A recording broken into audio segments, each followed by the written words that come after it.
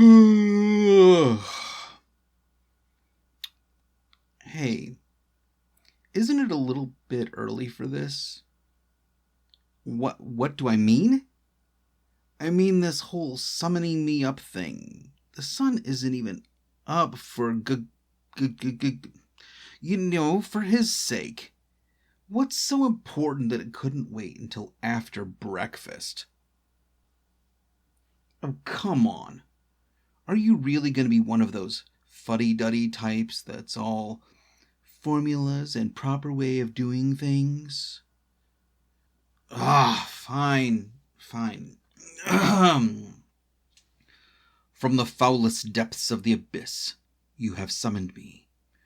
Using ancient rites of a blasphemous nature, you have invited me through the curtain that divides the physical from the spiritual. You have brought me into this place of dark power, using a circle constructed with precision and, oh, hey, you missed a sigil. You did too, over there on the southwestern arc of the pentacle, between the Aramaic protection symbol and the Nordic containment rune.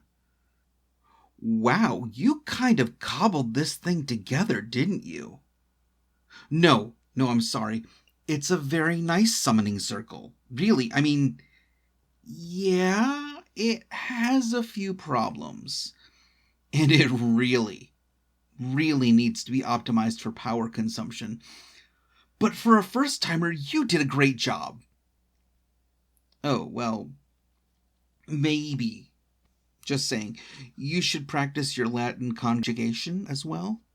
I almost wasn't sure if you were asking me to come over or if you wanted me to load up a party bus. Now, that would have been uncomfortable. Imagine me stuck in this little circle with a half a dozen others. We would have shredded your words in about 2 seconds, and then where would you have been? True, about where you are now, since the circle can't hold me. Do you mind if I look around? Good. Look, I feel obligated to do the whole, oh, what a nice place you have here thing. But, can we be real? This place is a serious dump. I mean, I can see how it was nice once.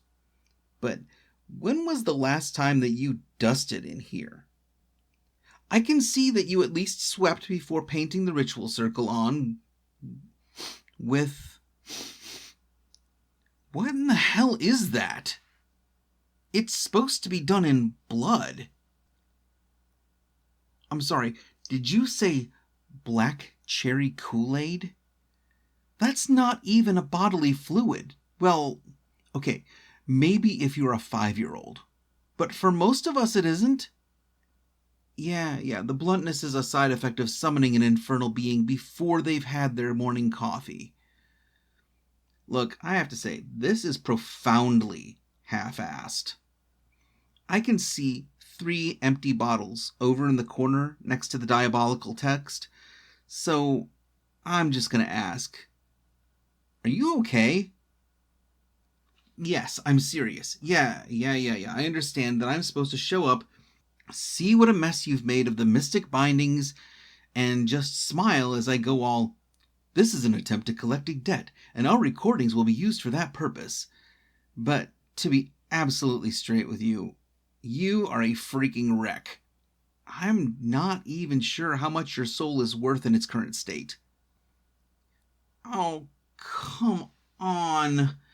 Don't start crying for for his sake.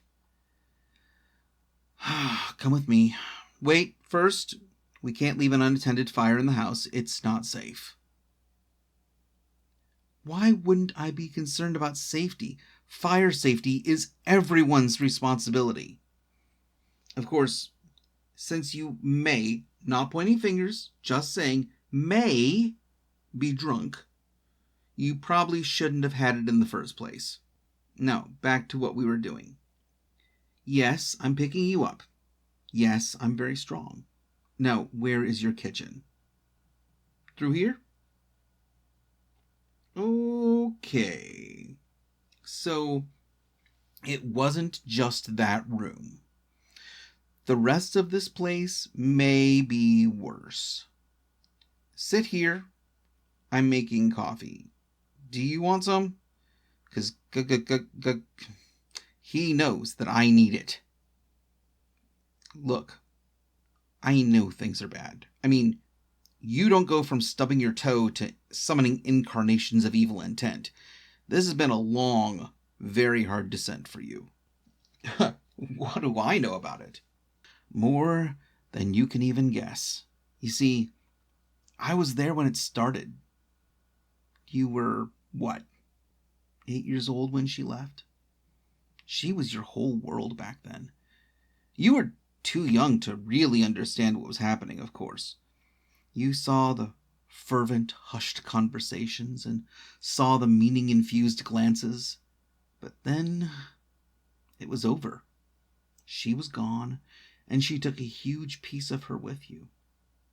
You asked me then to get her back, but that wasn't my job.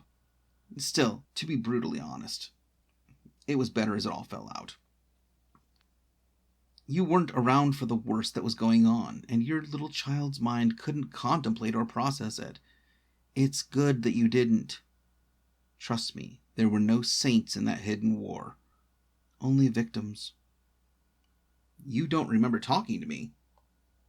Maybe you will before the end. I was also there when you had to move in the aftermath of that. You couldn't stay in a place beyond your means and with so many memories wrapped up in it to boot. Not just another place, but another country, where you had to learn the language and the customs as you went. You were the foreign kid, and while that drew some of them to you for the exotic flair of it all, you were mostly ignored, or shunned, or, worst of all, bullied. It went on for years, an endless cycle of picking yourself up after being knocked down again.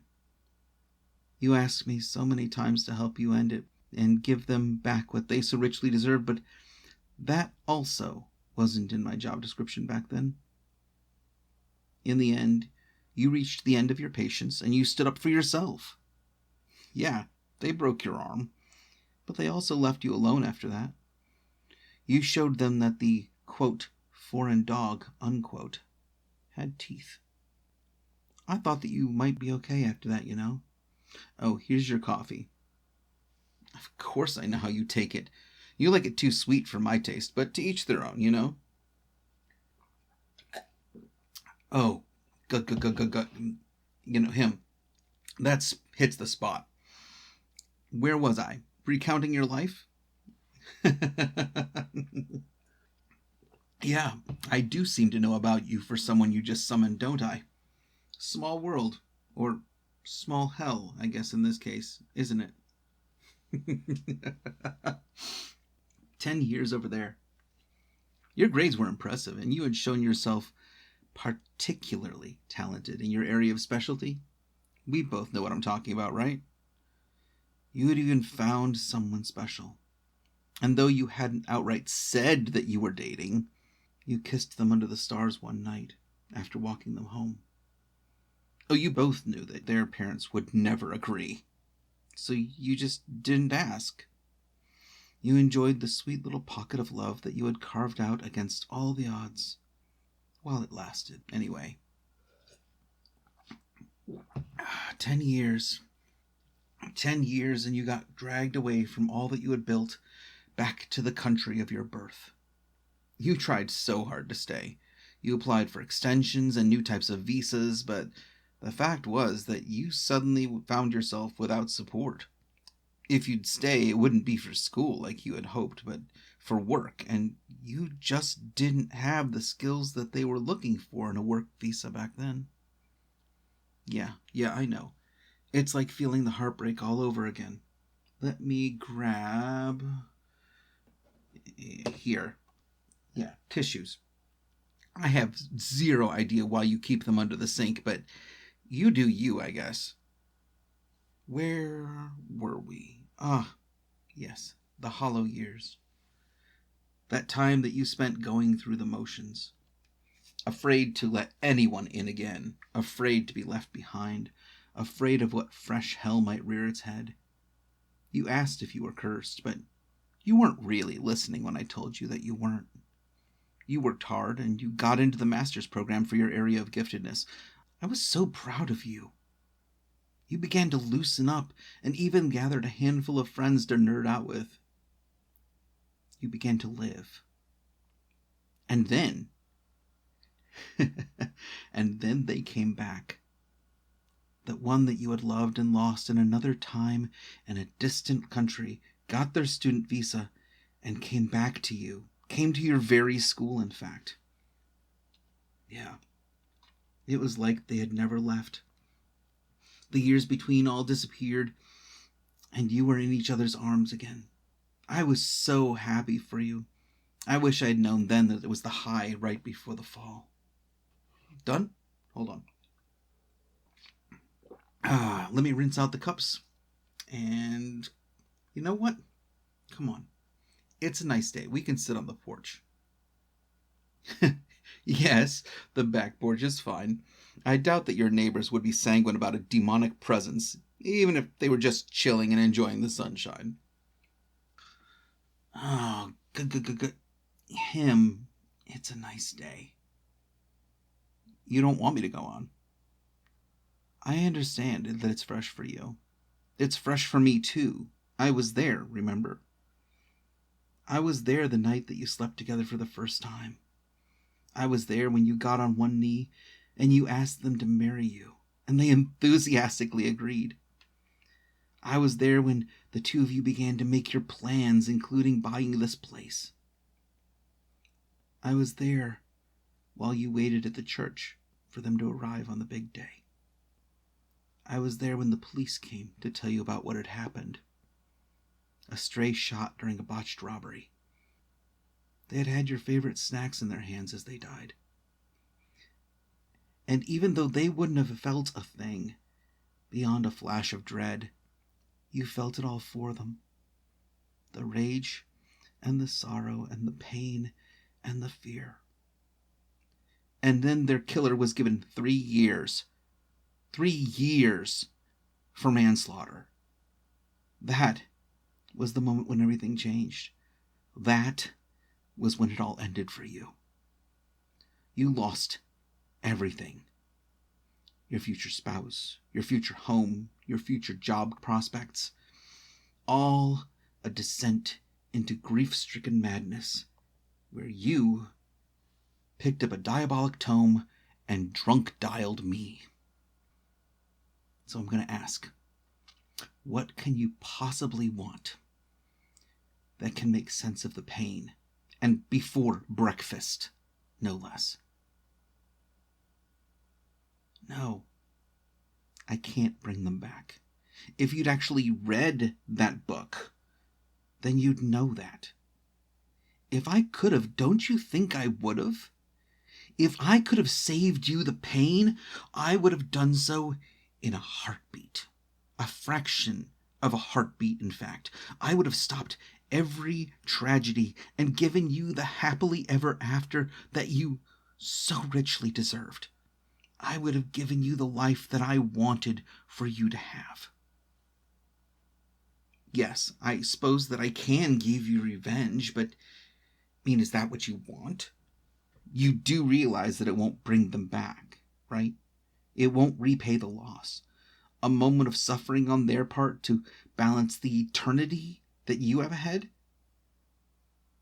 Look, it's just not worth it, in my opinion. So what can I offer you? You know what? Here. Don't fight me.